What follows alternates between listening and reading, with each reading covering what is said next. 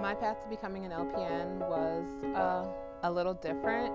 I always wanted to become a nurse, and I always knew about this program even during high school. I had my children very young at 18 and 19, so I didn't think that I was ready right out of high school.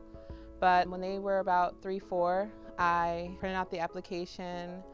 I took the TEAS test here at this building, and I was all ready to go, but I was afraid. I was afraid to not be able to handle being a mom and school.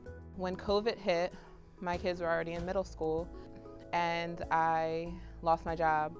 And that's when I realized I had to put myself first and do what I wanted to do. I knew right away I wanted to come here. I printed out the application, I called, and classes started in 2 months. I have a special needs sister who's actually older than me, but sometimes seems younger.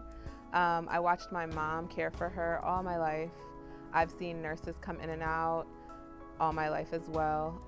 We even had nurses go on vacations with us.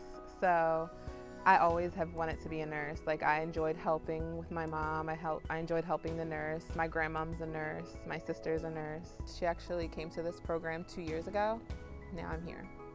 I would tell a student that is looking towards this program at DCTS that you can do it. You just have to give it your all. You have to be ready, but you can do this. I am Lauren Winston, and this is my DCTS pathway to becoming an LPN.